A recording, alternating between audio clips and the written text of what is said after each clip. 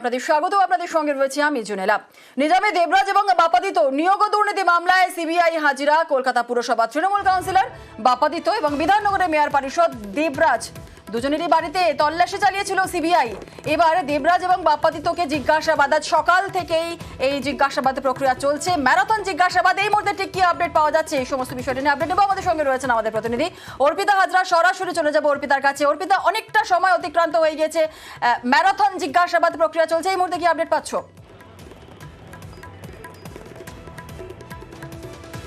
দেখো, শিক্ষক নিয়োগ দুর্নীতি মামলায় আজকে কাউন্সিলর বাপ্পাদিত্য দাশগুপ্ত এবং তৃণমূল নেতা দেবরাজ চক্রবর্তী, তাদের দুজনকে আজকে তলব করা হয়েছিল নিজাম প্যালেসে। সেই অনুসারে দেবরাজ চক্রবর্তী তিনি 10:30 নাগাদ তিনি এসে পৌঁছান এবং তার কিছুক্ষণ পরেই বাপ্পাদিত্য দাশগুপ্ত তিনিও আসেন নিজামে। 12টা থেকে তাদেরকে জিজ্ঞাসাবাদ পর্ব শুরু হয়েছে। মূলত কিন্তু তুমি জানো যে গত বছর অর্থাৎ 2023 সালের 30শে নভেম্বর এই দুজন নেতার বাড়িতেই সিবিআই আধিকারিকরা গিয়ে তারা তল্লাশি অভিযান করে এবং সেখান থেকে বিপুল পরিমাণে, যেটা জানা যাচ্ছে, বাপ্পাদিত্য দাশগুপ্তের বাড়ি থেকে পাওয়া গিয়েছিল অ্যাডমিট কার্ড, রেকমেন্ডেশন লেটার এবং বায়োডাটা।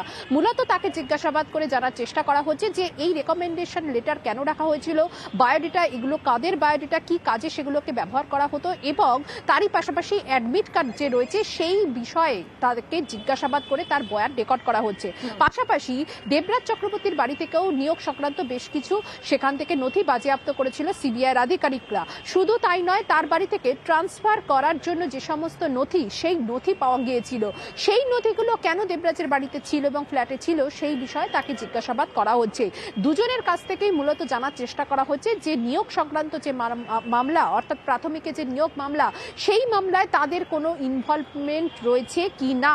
তার কারণ যে সমস্ত নথি বাজেয়াপ্ত করা হয়েছে, তুমি জানো যে পার্থ চট্টোপাধ্যায় ঘনিষ্ঠ কাউন্সিলর এই বাপ্পাদিত্য দাশগুপ্ত যার বাড়িতে সিবিআই গিয়ে পৌঁছায়, সেখান থেকে যে সমস্ত নিয়োগ সংক্রান্ত নথি, অ্যাডমিট কার্ড, রেকমেন্ডেশন লেটার বা বায়োডাটা এবং 100 পাতার নথি পেয়েছিলেন এই সিবিআই এর আধিকারিকরা, সেখান থেকেই কিন্তু তারা যেটা এতদিন ধরে তারা পুরোটা পর্যবেক্ষণ করে তাদেরকে আজকে তলব করা হয়। তাদের যেটা বক্তব্য যে 24 ঘন্টারও কম সময় তাদেরকে নোটিশ দেওয়া হয়েছে, তারা তদন্তে সহযোগিতা করার জন্য তারা নিজামে এসেছেন।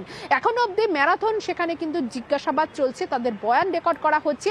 কারণ এই নিয়োগ সংক্রান্ত মামলায় তাদের কি ভূমিকা ছিল, একদিকে যেমন দেবরাজ চক্রবর্তী, অন্যদিকে বাপ্পাদিত্য দাশগুপ্ত, তাদের কি প্রভাব ছিল, এবং পার্থ চট্টোপাধ্যায় ঘনিষ্ঠ এই যে বাপ্পাদিত্য দাশগুপ্ত যিনি কিনা কাউন্সিলর, তার বাড়িতে বিপুল পরিমাণ নথি কি করে রয়েছে, এবং তারই পাশাপাশি এই দেবরাজের বাড়িতেও কেন নথি, সেই বিষয়ে কিন্তু জিজ্ঞাসাবাদ করা হচ্ছে। এখন দেখার যে নিজাম প্যালেসে তারা যে উত্তর দিচ্ছে তাতে আদৌ কতটা সন্তুষ্ট হন সিবিআই আধিকারিকরা। জোনেরা, বেশ বেশ বেশ, একেবারেই অনেক ধন্যবাদ অর্পিতা।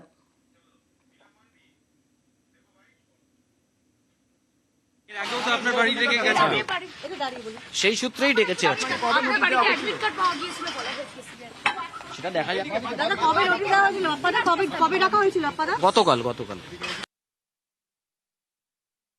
আমার একটা জিনিসই 24 ঘন্টার নোটিশ তো দেওয়া হয় না, এটা খুব আপনি কখন দেওয়া হয়েছিল? আপনি কালকে বিকেলবেলা আমার বাড়িতে 6টার সময় নোটিশ নিয়ে আসি, সকালে এক্সপেক্ট করেন আমাকে 11টায় আসতে।